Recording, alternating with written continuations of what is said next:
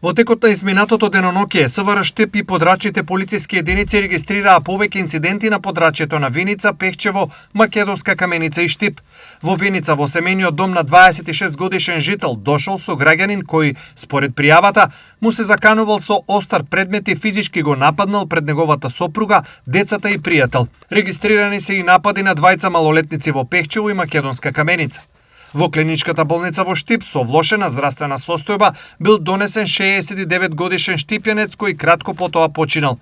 По барање на семејството ќе биде извршена обдукција за утврдување на причините за смрт. Во меѓувреме нешто по полнок на улицата Сремски фронт во Штип, полициски службеници привеле 47 годишен жител на кочанското село Грдовци, откако при сообраќајна контрола било утврдено дека управувал возило под дејство на алкохол.